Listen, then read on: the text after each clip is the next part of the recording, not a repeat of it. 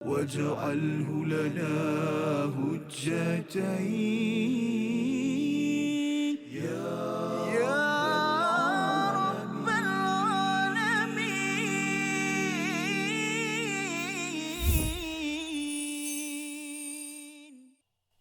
بسم الله الرحمن الرحيم. وإذا كنت فيهم فأقمت لهم الصلاة فلتقم طائفة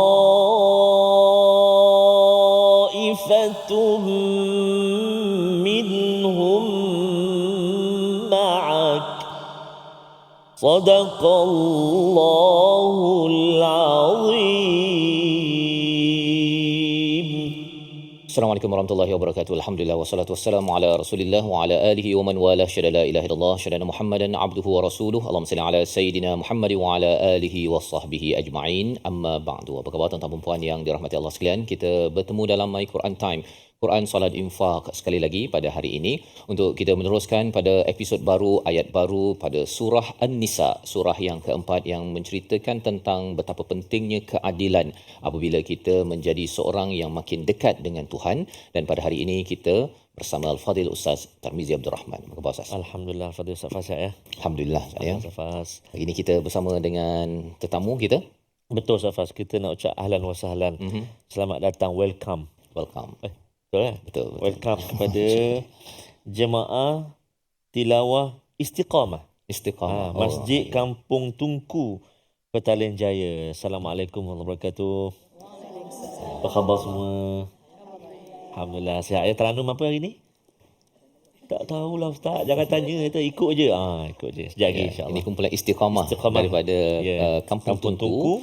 Dan kita ada grup Istiqamah daripada Kampung MQT. Camp MQT. Masya-Allah, ahlan wa sahlan ya pada semua. Dan juga bagi yang grup Istiqamah di rumah Ustaz yang bersama terus dalam My Quran Time pada musim yang kedua ini, kita doakan yang terbaik untuk kita terus dapat membaca dengan baik dan kemudian kita memahami tadabbur Al-Quran dan harapnya ianya membawa kepada hidayah, kepada amal, dan inilah yang kita harapkan Ustaz ya dalam program kita pada hari ini. Mari kita sama-sama berdoa pada Allah SWT dibekalkan ilmu hikmah dengan doa subhanakala ilmalana illa ma 'allamtana innaka antal alimul hakim rabbi zidni ilma. Kita terus berdoa pada setiap hari, pada setiap ketika kita tahu bahawa kita lemah Ustaz ya. Walaupun kita baca banyak kali Quran, Betul. Tadabbur pada setiap hari, ulang banyak kali, tetapi kita masih perlukan Allah yang membantu memberi ilmu dan hikmah kepada kita. Kita saksikan apakah ringkasan bagi satu ayat sahaja pada hari ini yang kita akan baca. Iaitu pada ayat yang ke-102 ini, pelaksanaan solat khauf, ya, solat ketika dalam ketakutan ketika peperangan. Mari sama-sama kita lihat apakah kaitannya dengan kita walaupun kita tak berperang, tetapi apakah yang dimaksudkan dengan ayat ini, apakah pedoman hidayah daripada tadabbur. Kita baca dahulu ayat 102 bersama Al-Fadhil Ustaz Tarmizi. Sila Ustaz. Terima kasih Fadil Ustaz Fazrul. Tuan-tuan dan puan-puan, Assalamualaikum warahmatullahi wabarakatuh. Yang berada di rumah, yang berada di online, di Facebook dan sebagainya, moga-moga senantiasa sihat walafiat ayah dia dan bonda. Dan hari ini kita nak baca ayat ataupun kita kata blok yang pertama untuk halaman 95. Kita nak baca satu ayat tetapi panjang, separuh muka surat, iaitulah ayat 102. Jadi mari kita cuba permulaan ini dengan menggunakan bacaan Taranum Murattal Nahwan insya-Allah. Taranum apa? Hak ni nak sebut tadi ni kata Nahwan. Nahwan. Okey, kita cuba insya-Allah. A'udzu billahi minasy syaithanir rajim.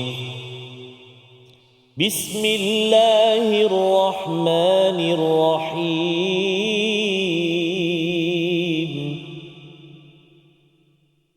وَإِذَا كُنْتَ فِيهِمْ فَأَقَمْتَ لَهُمُ الصَّلَاةَ فَلْتَقُمْ طَائِفَةٌ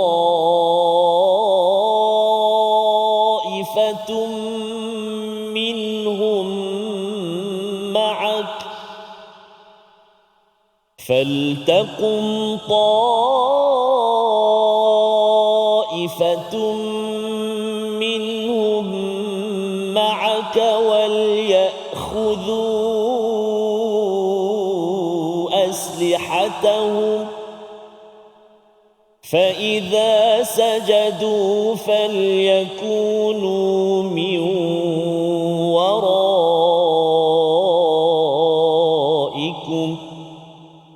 ولتأت طائفة أخرى لم يصلوا فليصلوا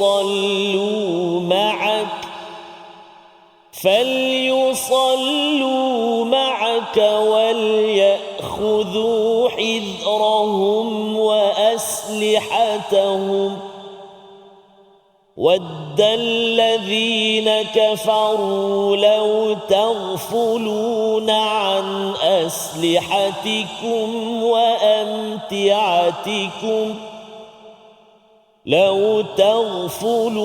عن أسلحتكم وأمتعتكم فيميلون عليكم ميلة واحدة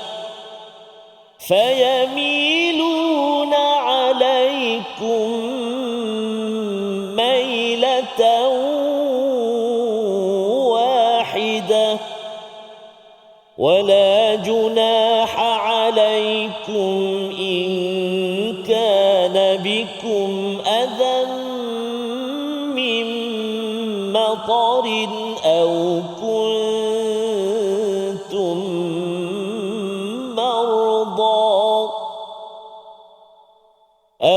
كنتم مرضى أن تضعوا أسلحتكم وخذوا حذركم إن الله أعد للكافرين عذابا مهينا إن الله أعد للكافرين عذابا مهينا صدق الله العظيم. Surah Al-Azim, gitulah bacaan daripada ayat yang ke-102 Ustaz ya. Terima kasih. Alhamdulillah panjang ayatnya ya. Panjang ayat, dan ini adalah tata cara bagaimana menunaikan solat khauf ya, solat dalam ketakutan. Dan menariknya di dalam surah An-Nisa ini ada dua kali paling kurang bercakap tentang solat Ustaz ya. Betul. Satu ketika berada dalam konflik perceraian. Masya-Allah. Itu adalah konflik dalam rumah ya, yang amat mencabar, dan Allah letakkan tentang solat ya, solatul wusta ya, yang telah pun kita lihat. Dan yang keduanya konflik di luar rumah, namanya perang ya, perang, dan Allah meletakkan juga tentang solat ini amat penting, nak menceritakan ketika berhadapan dengan konflik besar dalam rumah ataupun di luar rumah, solat tidak ada kompromi. Allah, solat inilah yang akan menjemput bantuan daripada Allah Subhanahu Wa Taala. Maka pada ayat yang ke-102 ini, wa idza kunta fihim, dan apabila kamu ya Rasulullah berada di kalangan mereka, fa aqamta lahumus salah, maka dirikanlah salat. Jadi ini adalah ketika Nabi berada bersama orang-orang yang beriman yang berada dalam peperangan. Seruan untuk solat ini perlu juga ditunaikan, tidak ada kompromi. Faltaqum ta'ifatum minhum ma'ak, iaitu kena adalah satu kumpulan ya, kalau kata tata caranya Ustaz ni, dibagikan tentera Islam itu kepada dua kumpulan, dan mereka ni confirm tak nak berimamkan dengan orang lain, mereka tak nak tinggal solat berjemaah. Maka apakah yang dinyatakan Allah tata cara mengendalikannya ini? Faltaqum ta'ifatun, kena ada satu kumpulan yang berdiri bersama daripada mereka bersama kamu. Maksudnya Nabi sebagai imam dan satu kumpulan, ada tentera bagi dua, satu kumpulan bersama dengan Nabi. Dan sudah tentunya kita tahu dalam ayat 101 dibenarkan qasar. Jadi dua sahaja, zuhur 2, asar 2, maghrib tak bolehlah 2 saatnya, masih lagi 3, isyak 2 dan subuh qasar jadi satu ya, gaji 2 ya. Jadi 2 kecuali maghrib sahaja. Maka ketika solat zuhur dan asar ya, ketika itu orang-orang kafir dia menyatakan bahawa ada amalan yang amat dicintai oleh orang Islam iaitu solat, lebih dicintai daripada bapa dan juga anak mereka. Ini perkataan mereka. Mereka memerhati bahawa memang orang Islam ni macam mana sekalipun dia cinta pada solat ni memang melangkau daripada mak ayah dan juga anak. Ini sebagai satu pengiktirafan pada sahabat, dan ini adalah satu perkara yang sebenarnya perlu menjadi identiti kepada orang Islam, ya, macam mana sekalipun solat menjadi trust.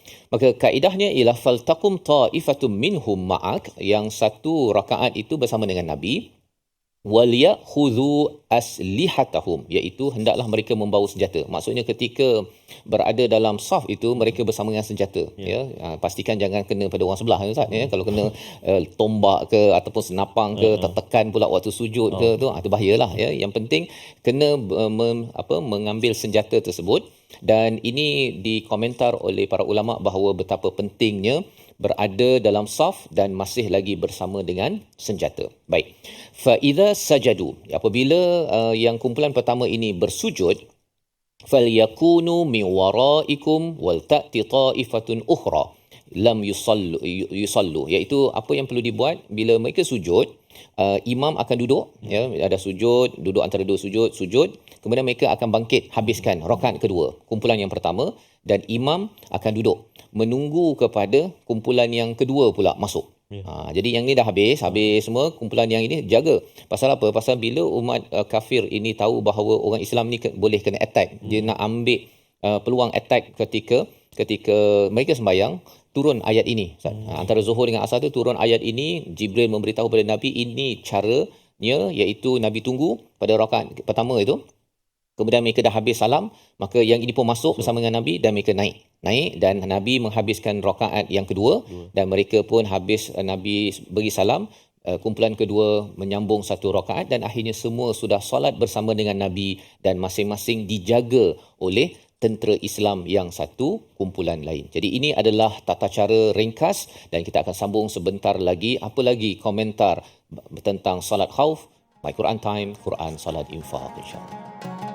واجعله لنا هجتين يا رب العالمين.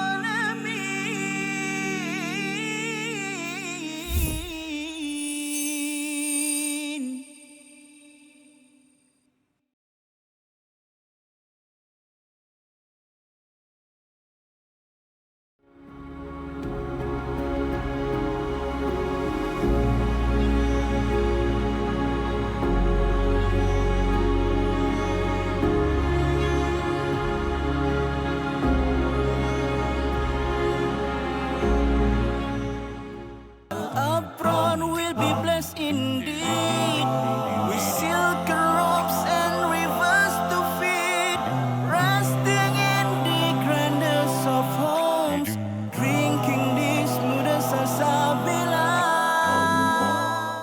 Minhu majahina warzuqna tilawatahu.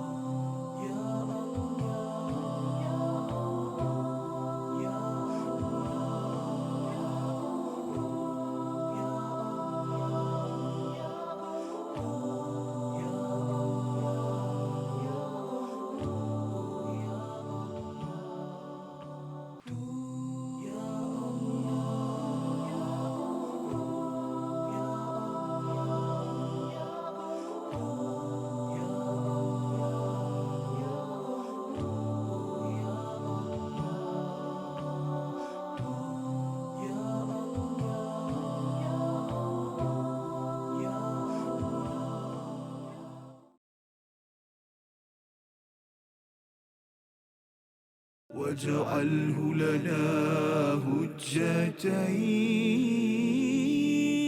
يا رب العالمين.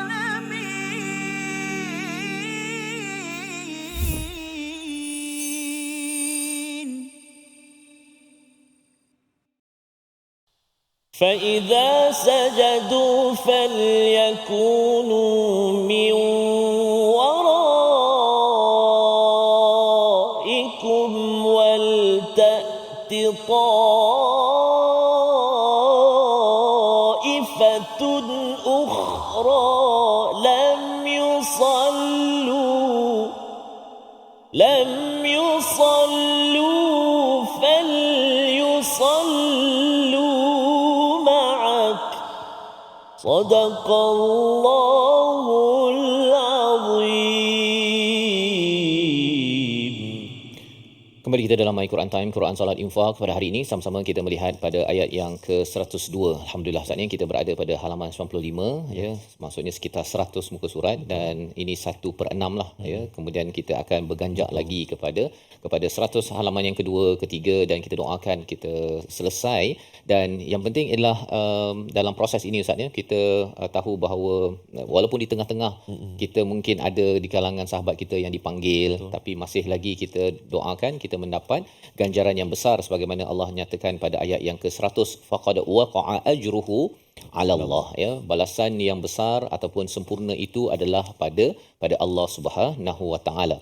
Baik, jadi kita menyambung kembali kepada perbincangan tentang solat, betapa pentingnya solat sehingga kan pada waktu konflik di rumah namanya perang masih lagi diberikan tata cara solatnya Ustaz, ya. Dan mari sama-sama kita membaca kepada bahagian pertama sehingga kepada ayat mailatan wahidah, ya, daripada awal sampai mailatan wahidah, dan kita akan memberi perhatian kepada perkataan hizrahum wa aslihatahum pada baris yang keempat itu. Pasal kalau awalnya kumpulan pertama dia kena pegang senjata saja Ustaz, ya, wal ya'khudhu aslihatahum pada baris yang kedua.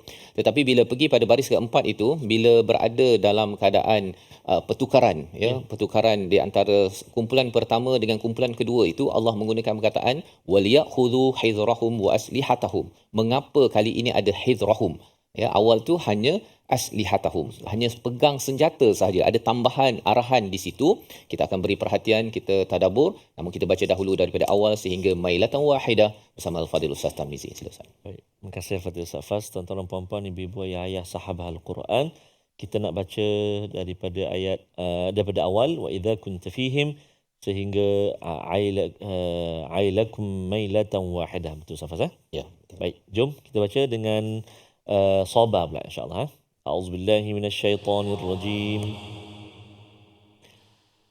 Wa idza kunta fihim fa aqamta lahumus salata faltaqum ta'ifatum minhum ma'ak فلتقم طائفة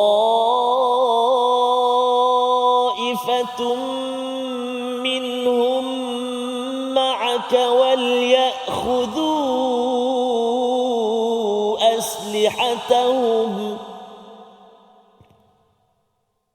فإذا سجدوا فليكونوا من ورائكم ولتأت طائفة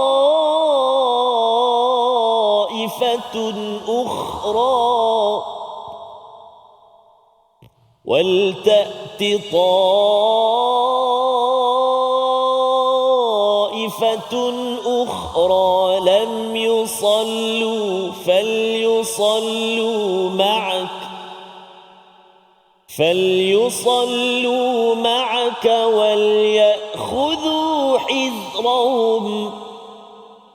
وليأخذوا حذرهم وأسلحتهم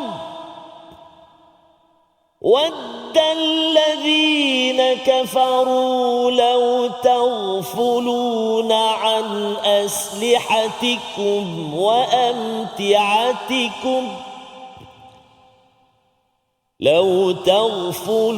عن أسلحتكم وأمتعتكم فيميلون عليكم ميلة واحدة صدق الله العظيم. Surah Al-Azim, gitulah bacaan ayat 102 sehingga di tengah berkaitan dengan fayamiluna alaikum mailatan wahidah Ustaz ya. Tapi mari kita sama-sama beri perhatian dahulu kepada tata cara tentang solat khauf ini. Nak menceritakan satu ialah betapa pentingnya solat berjemaah Ustaz. Ya, kalau tidak sebenarnya para sahabat boleh je sembahyang seorang-seorang dalam keadaan ketakutan tersebut, tetapi nak menceritakan terutama bagi kaum lelaki seruan untuk solat berjemaah ini amat dititik beratkan sehingga kan berada di medan perang masih lagi perlu walaupun satu rakaat Ustaz ya. Tadi bersama dengan Nabi, kemudian mereka habiskan dan kemudian kumpulan lain pula masuk dengan Nabi. Ini masbuk lah kalau zaman sekarang ni ya, dan kemudian dia akan menyempurnakan selepas Nabi memberi salam. Dan lebih daripada itu, ini sebagai penekanan kepada kita lah Ustaz ya. Penekanan kepada kita kalau kita pergi travel, tu kita dibenarkan untuk qasar. Qasar itu kalau waktu perang pun kena berjemaah, waktu aman dekat RNR tu silalah cari imam. Kan itu mesej besarnya. Pasal kadang-kadang tengok tu ya, dia sembahyang seorang-seorang satu, mungkin pasal kerja KFC yang dah siap tu. Tapi yang lebih daripada itu ada banyak imam pula. Ini masalah tu kan, ada banyak imam pasal dia rasa ini kumpulan daripada organisasi A satu imam, yang ini organisasi B satu imam, lepas tu ada pula daripada madrasah mana satu imam lagi. Ini menandakan apa? Mungkin kurang faham tentang betapa solat berjemaah ni satu imam je. Dalam kes ini walaupun ada dua kumpulan yang ingin solat berjemaah, tetapi imamnya tetap satu, Nabi sallallahu alaihi wasallam. Dan kerana ini di medan perang, Nabi duduk sekejap selepas sujud tersebut, sujud yang kedua, menunggu kumpulan pertama habis sembahyang.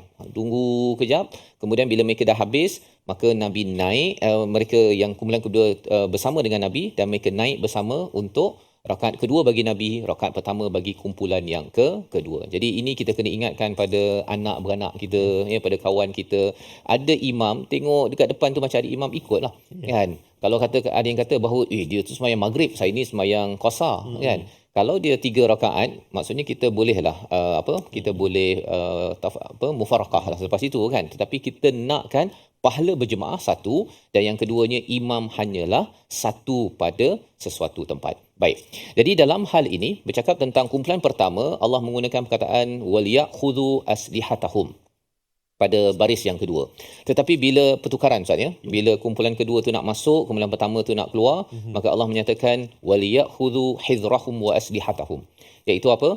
Hendaklah mereka membawa pengawasan mereka dan senjata mereka. Allah bawakan hidrahum itu tambahan pada bahagian yang kedua. Kerana apa? Kerana ketika dia sedang bertukar tu, macam kita dekat RNR tu lah, macam-macam orang tu kan, waktu itu tidak stabil. Dan musuh sebenarnya pada waktu itu dia tengok aja, ini tengah transition ni, kita attack, kita boleh serang. Maka Allah mengingatkan waktu perubahan itu perlu berjaga-jaga, dan ini menunjukkan betapa bukan sekadar Allah biar sahaja umat Islam berjuang, Allah berikan juga panduan kepada mereka. Dan Allah membawakan hakikat tentang orang kafir. Waddalladzina kafaru. Orang kafir itu dia amat berharap kalaulah kamu itu lalai daripada senjata dan juga segala barang-barang, wa amtiatikum, ya, barang-barang keperluan ya apa sebagainya, kalau boleh lalai. Agar apa? Agar mereka boleh menyerang secara terkejut Ustaz. Mailatan wahidah tu serang sekaligus. Apabila senjata tak ada dan barang-barang kemah apa semuanya berterabur, maka itulah peluang untuk serangan dilakukan. Allah beritahu perkara ini kerana inilah strategi mana-mana kumpulan pun Ustaz. Bila katakan seorang tengah tidur contohnya, senapang dekat sebelah sana, ataupun kalau katakan tempat minumnya itu tengah berterabur apa sebagainya, itu adalah ruang untuk serangan dilaksanakan. Yang ini pakarnya kita tanyalah kepada pasukan tentera ya, strategi-strategi yang ada. Tapi di sini nak menceritakan apa? Allah beritahu strategi perang, dan dalam sesama strategi solat, yang utamanya strategi solat. Solat atas perang. Nak menceritakan bahawa solat ini amatlah penting, dan ia adalah disiplin yang perlu dijaga setiap hari ketika aman. Kerana itulah sebagai disiplin apabila dipanggil ke medan jihad, orang-orang yang berdisiplin inilah yang akan berkawat dalam barisan, membantu ataupun menyerang kepada musuh. Ini membawa kepada perkataan pilihan kita pada hari ini, sama-sama kita saksikan. Iaitu perkataannya ialah wa khudhu hizrakum daripada perkataan akhadha, wa khudhu itu daripada akhadha. mengambil, okey, dan menerima dan juga menyeksa. Dia ada juga ada perkataan akhadha itu menyeksa Ustaz ya. Jadi apabila kita akhadha dalam kes senjata ini kena ambil dengan tegap, dengan tegas. Ya, dan bila Allah menggunakan pada tempat lain akhadha itu juga bermaksud menghukum. 270 kali disebut dalam Al-Quran, muncul dalam surah Al-Maidah, dalam surah Al-Hasyr dan juga surah Al-Hadid, nak menceritakan bahawa apabila kita ingin solat, mengambil senjata itu tidaklah salah. Pasal ada yang kata bahawa nanti ambil senjata bergerak pula nanti batal solat. Ini bila berada di medan perang, ianya tidak menjadi satu kesalahan. Di hujung ayat 102 ini Allah membawakan bagaimana pula kalau ada orang yang sakit tak boleh pegang, waktu berdiri itu tak boleh pegang senjata. Ataupun mungkin ada sakit-sakit yang lain. Nanti kita lihat sebentar lagi. Namun kita berehat My Quran Time, Quran Salat Infaq insya-Allah. واجعله لنا هجتين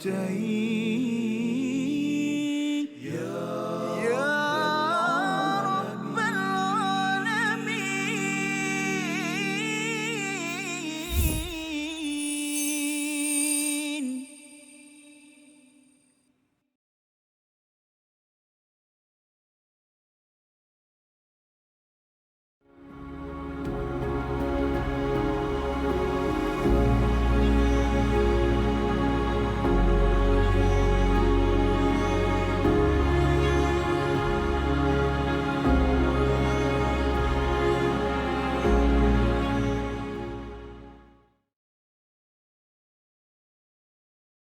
Apron will be blessed indeed with silk robes and rivers to feed, resting in the grandest of homes, drinking the smoothest salsabila.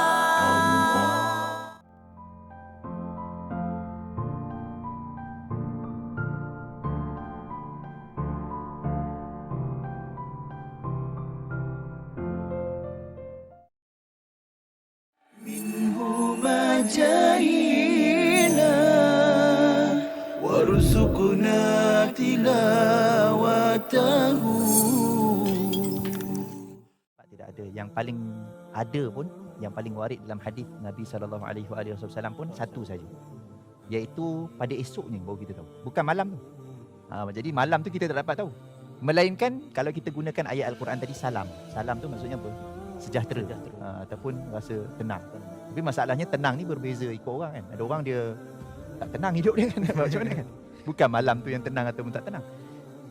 Kalau tanda daripada Al-Quran, salam tu saja. Tapi kalau dalam hadis, satu-satunya hadis yang menceritakan tentang tanda dia adalah pada keesokan paginya, matahari yang terbit tu tidak terlalu terik.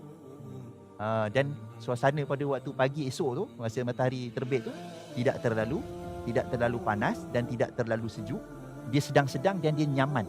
Itu sahaja dalam hadis yang sahih. Itu sahaja tanda yang kita boleh tahu. Maksudnya apa? Maksudnya kita cuma boleh tahu malam itu malam Al-Qadar selepas dia berlalu. Bukan semasa ia berlalu. Macam, malam ni macam kita WhatsApp member-member kan. Tak.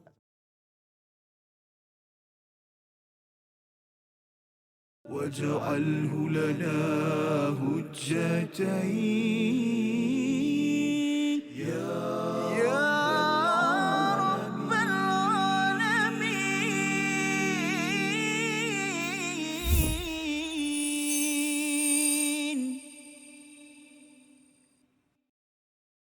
Salat asar 4 rakaat ditunaikan di waktu petang.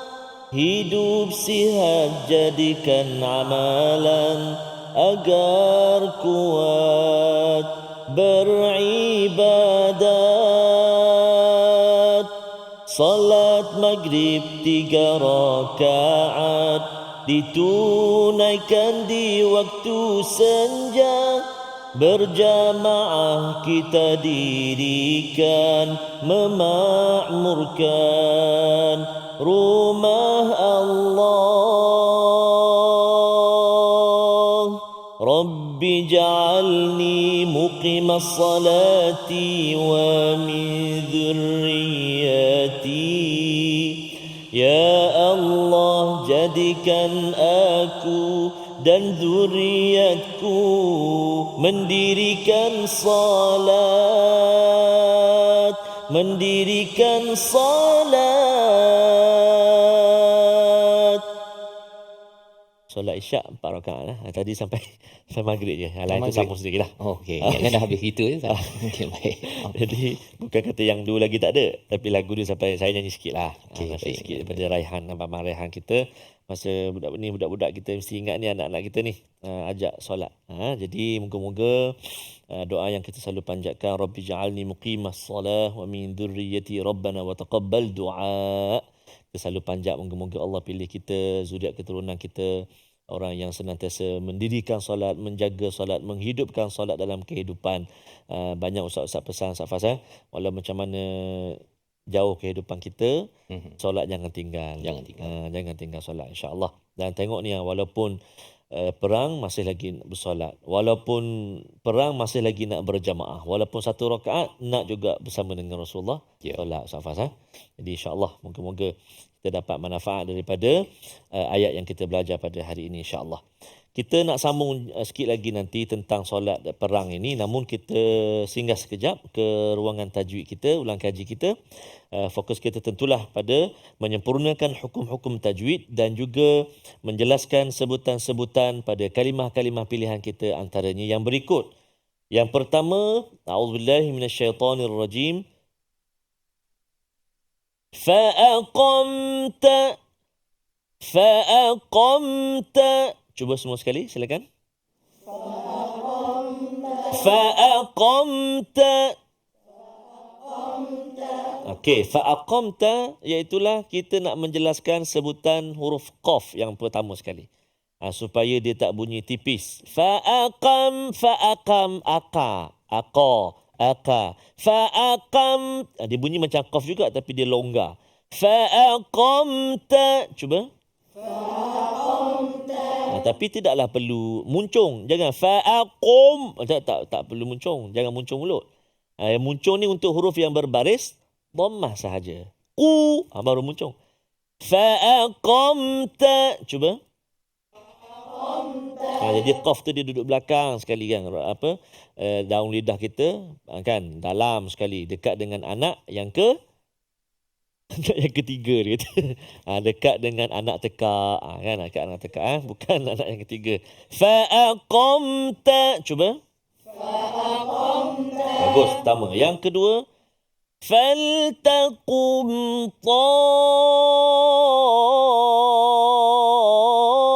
ta'ifah. 1, 2, 3, silakan.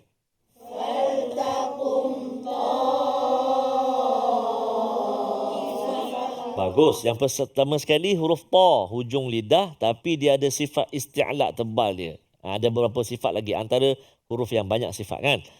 Jadi kena tebal, jangan tertukar dengan ta. Faltaqum ta tipis bunyi ta. Kalau kampung saya kata dak orok bunyi. Dak orok bunyi. Faltaqum ta. Ta. Faltaqum ta. Lepas tu pula ada mat pula dengan dia. Lagilah kuat dia punya tebal dia. Faltaqum ta'ifah. Cuba.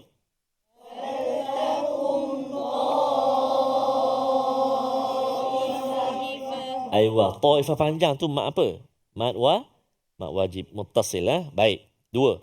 Yang ketiga, iaitulah pada minhum ma'ak. Mim mati bertemu dengan mim. Minhum ma'ak. Cuba.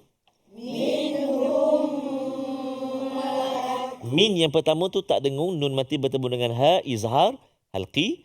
Mim yang kedua bertemu dengan mim. Apa nama dia? Kan ada yang panggil idgham ma'al gunnah, ada idgham mislain. Yang penting dengung 2 harakat. Minhum ma'ak. Cuba. Minhum ma'ak. Yang seterusnya, iaitulah pada kalimah wa aslihatahum. Cuba. Wa aslihatahum. Jadi dalam wa aslihatahum ni dia ada satu lagi kawan dia nanti, bawah dia tu wa aslihatikum. Wa aslihatahum. Cuba. Jadi fokus dalam kalimah ni tentulah huruf ha. Ha dan juga huruf sin jangan melirik. Wa aslihatahum. Wa asa tak nak. Wa aslihatahum. Cuba. Bagus. Subhanallah, Masya Allah, Tabarakallah. Terus, iaitulah pada kalimah wal ta'ti ta'ifah. Cuba.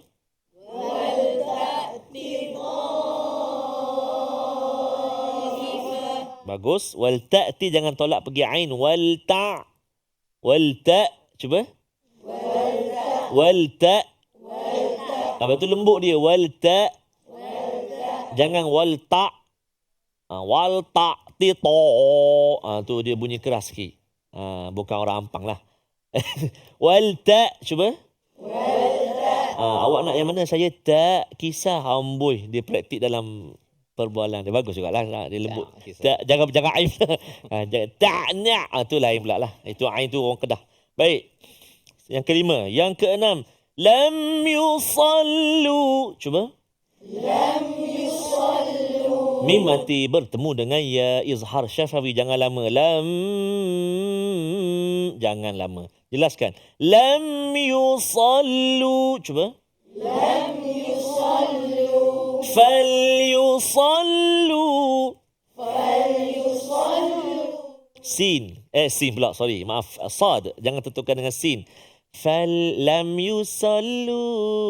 Fal yusallu. Itu yang payah nak solat. Sin. Solat. Kan? Sad. Lam yusallu. Cuba. Lam yusallu. Sad. Okey, bagus. Kemudian yang terakhir. Wal ya'khudhu hidhrahum. Ni payah sikit. 1, 2, 3. Wal ya'khudhu hidhrahum. Dua tempat huruf zal kita jumpa. Wal ya'khudhu hidh. Satu yang berbaris dhammah, dhu. Satu yang sukun, hidh. Tu kena hati-hati. Wal ya'khudhu hidhrahum. Cuba. Wal ya'khudhu hidhrahum. Keluar lidah. Hidhrahum. Alhamdulillah. Dia kata berbelit-belit juga. InsyaAllah. Selalu kita betulkan. Selalu kita latih. InsyaAllah selamat. InsyaAllah. Baik. Kita cuba hafal beberapa kalimah. A'udzubillahi minasyaitanirrajim. Daripada awal. وَإِذَا كُنْتَ فِيهِمْ فَأَقَمْتَ لَهُمُ الصَّلَاةَ. 1, 2, 3. Silakan. وَإِذَا كُنْتَ فِيهِمْ فَأَقَمْتَ لَهُمُ الصَّلَاةَ. وَإِذَا كُنْتَ فِيهِمْ فَأَقَمْتَ لَهُمُ الصَّلَاةَ. Silakan. وَإِذَا كُنْتَ فِيهِمْ فَأَقَمْتَ لَهُمُ الصَّلَاةَ. Ada kurang lebih dalam 6 kalimah kan. وَإِذَا كُنْتَ فِيهِمْ فَأَقَمْتَ لَهُمُ الصَّلَاةَ. وَإِذَا كُنْتَ فِيهِمْ. 3 dulu. 1, 2, 3. وَإِذَا كُنْتَ فِيهِمْ. Cuba jangan tengok Al-Quran. وَإِذَا كُنْتَ فِيهِمْ. 1, 2, 3. وَإِذَا كُنْتَ فِيهِمْ. Bagus, Masya Allah. Lepas tu 3 lagi. فَأَقَمْتَ لَهُمْ الصلاة. فأقمت لهم الصلاة. فأقمت لهم الصلاة. 1, 2, 3. فأقمت لهم الصلاة. Cuba jangan tengok. فأقمت لهم الصلاة. 1, 2, 3. فأقمت لهم الصلاة. Ayuh, Masya Allah. Cuba sekali lalu daripada وَإِذَا كُنْتَ. وَإِذَا كُنْتَ فِيهِمْ فَأَقَمْتَ لَهُمُ الصَّلَاةَ. Silakan. وَإِذَا كُنْتَ فِيهِمْ فَأَقَمْتَ لَهُمُ الصَّلَاةَ. saya solat je ingat ujung dia kata. Yang depan tu belum. Tak apa. Ambil masa ni. Kita nak berehat sekejap ni. Kita nak berehat seketika. Buat ulangan. Baca perhati balik. Tengok. InsyaAllah kita kembali selepas ini. Bahagian akhir ayat 102. Selepas ini dalam My Quran Time Quran Salat Infaq. InsyaAllah. واجعله لنا هجتين يا رب العالمين.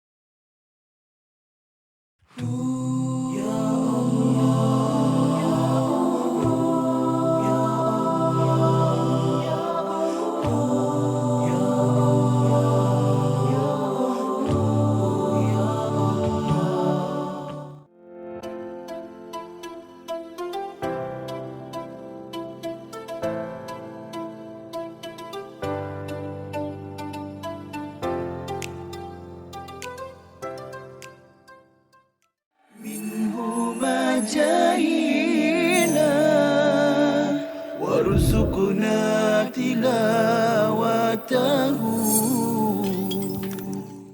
Mereka yang ni yang kita kena tanamkan dalam keluarga kita juga.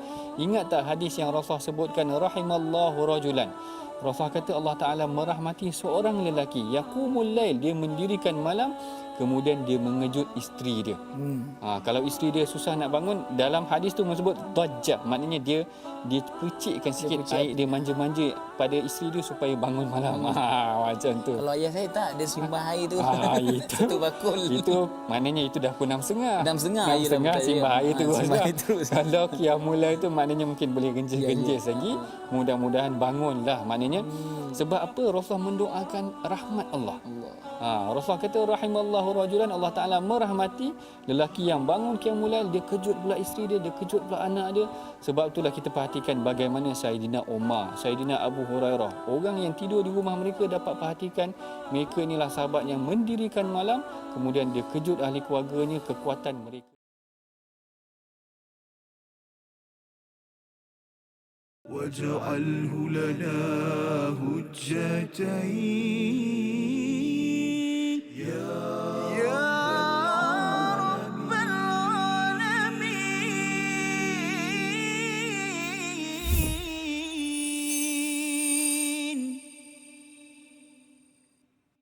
Kembali kita dalam My Quran Time, Quran Salat Infaq. Alhamdulillah kita sudah pun membaca sebahagian daripada ayat 102 daripada surah An-Nisa dan kita mendalami betapa pentingnya solat Ustaz ya, sehingga kan di medan perang diberikan tata cara bagaimana mengendalikan solat khauf, iaitu diberikan dua kumpulan dan tata cara ini mungkin berubah Ustaz ya, kalau katakan musuh di arah kiblat ataupun musuh berada di luar kawasan kiblat, dan ini nak menceritakan kiblat penting juga ya, bukannya kita kata bahawa tak kisahlah saya solat menghadap mana sekalipun, kerana itu adalah lambang kesatuan dan juga kepatuhan kita kepada arahan daripada Allah Subhanahu Wa Taala.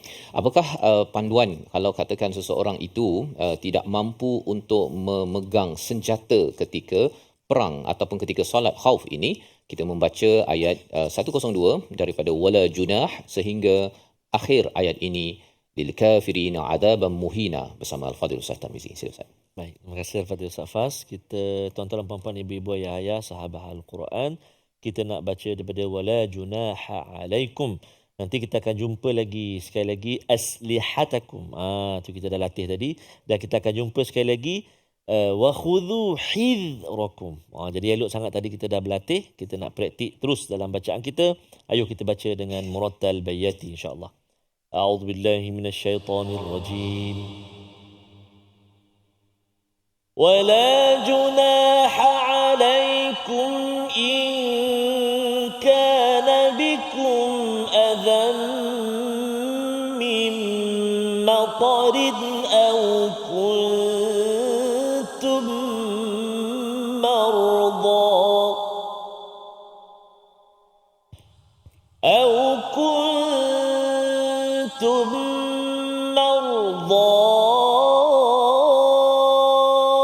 أن تضعوا أسلحتكم وخذوا حذركم إن الله أعد للكافرين عذابا مهينا إن الله أعد للكافرين عذابا مهينا صدق الله العظيم. Surah Al-Azim, gitulah bacaan bahagian akhir daripada ayat yang ke-102. Dan tidak mengapa kamu meletakkan senjata-senjatamu jika kamu mendapat suatu kesusahan kerana hujan atau kerana kamu sakit, dan bersiap sedialah kamu. Sesungguhnya Allah telah menyediakan azab yang menghinakan bagi orang-orang kafir. Ustaz, ya? Jadi ini adalah satu panduan kalau katakan hujan susah nak pegang senjata, licin, ataupun kalau katakan senjata itu menghadap ke atas, air masuk, ya, ada kepayahan, adza, maka Allah menyatakan wala junah, ya, iaitu tidaklah berdosa untuk meletakkan ataupun tidak memegang senjata itu, ataupun kalau seseorang itu sakit demam, ya, ataupun mungkin dia sakit cedera, ya, sehingga kan dia tidak boleh memegang senjata. Nak menceritakan bahawa memegang senjata ini adalah satu perkara yang penting dalam peperangan, ya, antadau aslihatakum, kamu boleh letakkan, tetapi masih lagi perlu apa? Wa khudhu hidrakum, tetapi berjaga-jaga, ya, mengawasi kepada keseluruhan ketenteraan yang ada, keselamatan itu masih perlu diutamakan. Jadi ada dua perkara penting, Ustaz, ya. Satu senjata, satu lagi ialah berhati-hati. Kadang-kadang ada senjata tapi kalau tak berhati-hati kalah juga, ya, ataupun berhati-hati tapi tak ada senjata. Senjata ada dekat mana-mana entah kan. Jadi bila kena serang, ditembak dan sebagainya, orang berhati-hati macam mana pun takkan nak elak begitu saja kan. Jadi kena ada senjata untuk berlawan ataupun menentang kepada musuh. Jadi di hujung ini Allah menyatakan innallaha adda lil kafirina adzaban muhina. Sesungguhnya Allah menyiapkan untuk orang kafir ini azab yang menghinakan, dan ini adalah clue bahawa kalau zaman dahulu sebelum umat Nabi Muhammad, maksudnya azab yang hina ini mungkin dalam bentuk satu pekikan, contohnya akhirnya semua orang-orang kafir itu meninggal ataupun mati, ataupun mungkin dalam bentuk kisah Nabi Nuh itu ditenggelamkan dalam banjir. Tetapi bagi umat Nabi sallallahu alaihi wasallam, Nabi Muhammad sallallahu alaihi wasallam, azab yang menghinakan itu bukan dalam bentuk gempa bumi, dalam bentuk sayhah, pekikan ataupun banjir, tapi namanya adalah perang. Perang daripada umat Islam ini adalah sebagai satu mekanisme daripada Allah untuk menghinakan kepada orang kafir. Dan inilah azab yang dimaksudkan, sehingga kan orang-orang Yahudi itu dihalau daripada Madinah bagi mereka yang tidak mahu mengikut kepada peraturan di Madinah, kerana sepatutnya mereka bayar jizyah, kan, kalau bukan Islam, ataupun dia kenalah masuk Islam. Tetapi bila ada yang kata saya tak nak masuk Islam dan saya tidak mahu membayar jizyah kepada pemerintah Islam pada waktu itu, maka kesannya ialah mereka itu akan diperangi, dan itu adalah tanda kehinaan. Mereka diperangi, mereka kalah, mereka akan dihalau. Semua itu adalah azab yang Allah siapkan, dan siapakah yang membawa azab itu? Namanya adalah orang Islam yang memerangi orang bukan Islam. Jadi ini kefahaman yang kita kena ingat, bahawa kalau ada yang kata, Ustaz, ni dalam hadis ke-8 Matan Arba'in, kan, ada orang kata bahawa ini hadis ni ganas ni. Sebenarnya umat Islam ini ingin membawakan kepada kebenaran. Dan kalau katakan seseorang itu tidak mahu masuk Islam pun tak ada paksaan, Ustaz. Kita dah belajar daripada surah Al-Baqarah, la ikrah fiddin, tidak ada paksaan. Cumanya ialah kalau tak ada paksaan pun kenalah bayar. Orang Islam ada bayar zakat, kena bayar, mereka kenalah bayar cukai. Kalau yang ini bayar zakat, mereka menjaga negara, yang ini tak nak bayar cukai, jizyah, dan mereka pun memusuhi dan melawan kepada pemerintah Islam, orang begini memang kita kena sapu je kan, pasal menyusahkan pada suatu kaum ataupun pada sebuah negara. Ini yang dinamakan sebagai kontrak sosial, perjanjian sosial kan. Walaupun bukan beragama yang sama, tak ada paksaan. Tak adalah pula kalau baca hadis ke-8 itu maksudnya Nabi suruh pada sahabat, suruh pada anak-anak ni kalau jumpa saja bukan Islam nama Ahcong, kita mesti perangi ataupun kita kena penggal kepalanya. Bukan. Yang penggal kepala kalau ada dalam Al-Quran ini hanya kepada mereka yang nak menyerang dan nak memenggal kepala orang Islam. Memanglah kita pun kenalah balun balik Ustaz kan. Disebabkan apa? Untuk mempertahankan diri dan kita nak memastikan keamanan kepada seluruh negara. Itu saja konteksnya. Bukannya kita adalah umat yang cari saja nama Ahcong je kita pergi penggal kan. Bukan itu yang dimaksudkan dalam hadis ke-8 dalam matan arba'in, dan juga apabila kita bertemu dengan ayat-ayat perang di dalam Al-Quran. Membawa pada resolusi kita pada hari ini, kita saksikan. Yang pertama, kita ingin sentiasa sedar kewajipan mendirikan solat walau apapun keadaan dan keberadaan kita. Di mana sahaja, walaupun di medan perang, walaupun dalam konflik di dalam sebuah rumah tangga. Yang pertama. Yang kedua, menjadikan solat sebagai sumber kekuatan dan ketenangan jiwa, kerana berjuang fi sabilillah, ingin bantuan daripada Tuhan dalam keadaan konflik, sudah tentunya solah sebagai satu komunikasi dan juga doa kepada Allah yang Maha Esa. Yang ketiga, tingkatkan ataupun tinggalkan hal keduniaan dan beri fokus pada ibadah, kerana itu adalah puncak kepada ubudiyah kita kepada Allah Subhanahu Wa Taala. Mari sama-sama kita berdoa kepada Allah Subhanahu Wa Taala, kita dapat menghargai solat khauf. Maksudnya kita jangan main-main dan kita ambil serius untuk ahli keluarga kita tentang solat ketika aman bersama Ustaz Tar.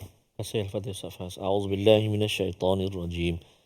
Bismillahirrahmanirrahim. Alhamdulillahi rabbil alamin. Wassalatu wassalamu ala asyrafil anbiya'i wal mursalin wa ala alihi wa sahbihi ajma'in.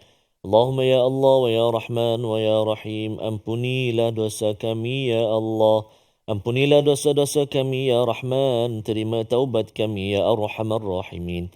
Ampunilah dosa-dosa ibu dan ayah kami ya Allah, ibu dan ayah mertua kami ya Arhamar Rahimin, muslimin dan muslimat, birahmatika ya Arhamar Rahimin. Ya Allah ya Tuhan kami, terimalah salat kami ya Allah. Angkatlah salat kami ya Allah. Mustajablah doa kami, permintaan kami, permohonan kami dengan asbab kami mendirikan salat, menjaga salat. Moga-moga ya Allah, zuriat keturunan kami, zuriat keturunan yang tidak meninggalkan salat, bahkan senantiasa memperbaiki amalan-amalan salat dan juga amal-amal soleh mereka ya Arhamar Rahimin. Wa sallallahu ala sayyidina Muhammadin wa ala alihi wa sahbihi wa baraka wa sallam.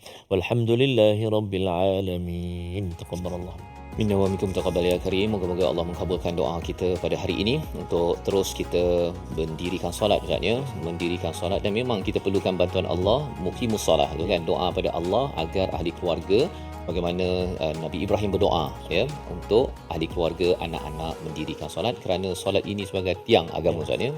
Runtuh tiang, habis habis. Dan ini yang kita ingin bekalkan ataupun perjuangkan, kempenkan dalam tabung gerakan Al-Quran sebagai satu peluang tuan-tuan menyokong kepada usaha ini kita bersama-sama ya, dalam bentuk keuangan, dalam bentuk jaringan, dalam bentuk mungkin melaksanakan program di lokasi tuan-tuan, agar apa yang kita belajar hidayah daripada setiap ayat Al-Quran ini dapat kita kongsikan dan ianya menjadi panduan kepada ramai lagi yang mungkin tidak sempat mendengar dan mengetahui betapa mukjizat Al-Quran ini perlu dihayati dan dijadikan sumber hidayah. Jadi insya-Allah kita akan bertemu lagi pada siri akan datang, di mana kita akan melihat kepada bagaimana pentingnya menjaga solat pada waktunya dalam My Quran Time, Quran Salat Jumpa, insya-Allah.